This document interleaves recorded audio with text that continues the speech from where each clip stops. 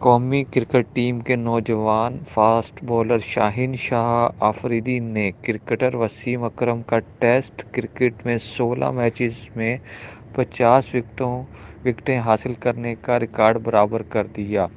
شاہین شاہ آفریدی نے یہ record Harare test کے پہلے روز برابر کیا۔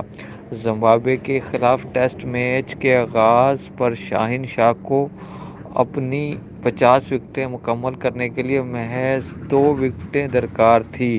شاہین شاہ نے پہلی اننگز میں زمبابوے کے 4 اہم کھلاڑیوں کو آؤٹ کر کے یہ اہم سنگ میل عبور کر لیا۔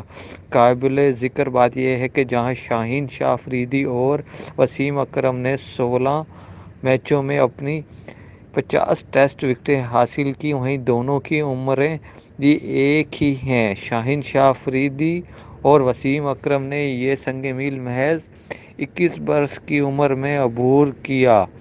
ٹیسٹ کرکٹ میں تیز رفتاری سے 50 وکٹیں مکمل کرنے والے پاکستانی بالر میں یاسر شاہ پہلے نمبر پر ہیں۔ انہوں نے یہ کارنامہ 9 ٹیسٹ میچز میں انجام دیا تھا، جبکہ وقار یونس نے 12 ٹیسٹ میچز میں سنگ میل عبور کیا تھا۔